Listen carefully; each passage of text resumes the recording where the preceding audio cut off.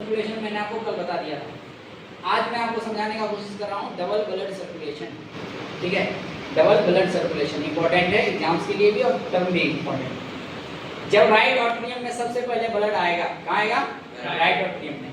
Right atrium में blood आता है, वो डीऑक्सीजनेटेड होता है, यानी गंदा खून होता है।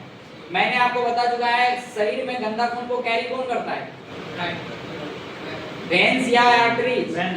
वेन्स करता है ना। आपको मैंने समझाया था वेन्स आगे जाकर बड़ा सा पाइप में कनेक्ट होगा और उस पाइप को क्या बोलेंगे? Vena cava. वेना कावा बड़ा सा होता है ना, लार्ज वेन्स को क्या बोलते हैं? वेना कावा बोलते हैं। ये वेन्स जाके कहाँ पे ओपन होता है? वेना कावा में।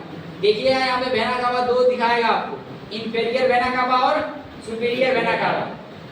ठीक है, इंफेरियर वेना कावा का काम क्या है? लोअर बॉडी पार्ट से ब्लड को लेके आना, और इंफेरियर का सुपीरियर का काम क्या है? बॉडी के अपर पार्ट से लेके आना।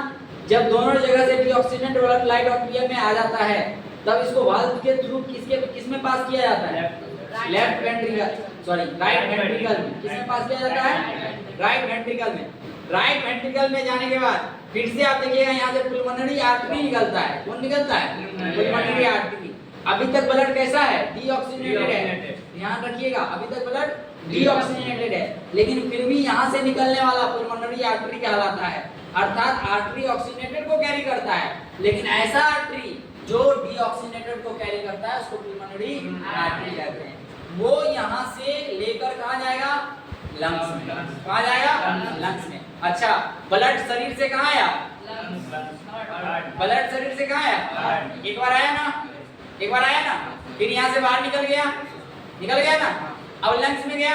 लंग्स में मैंने आपको बताया कि ऑल्वियोले में गैसियस एक्सचेंज किस प्रकार से होता है।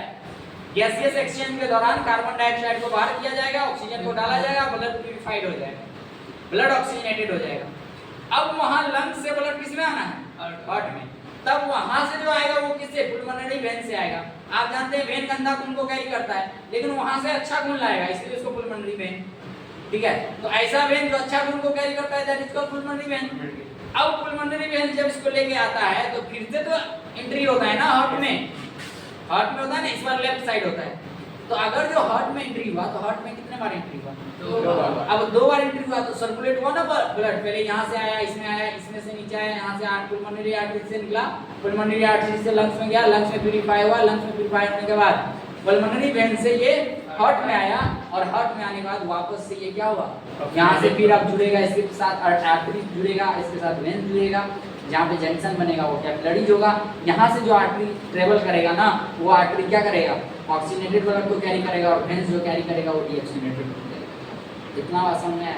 ब्लड बॉडी में जाने से पहले हार्ट में दो बार आया, इसीलिए इसको कहते हैं डबल ब्लड सर्कुलेशन। कोई आपसे पूछे डबल ब्लड सर्कुलेशन क्या होता है, आसानी से समझाने के लिए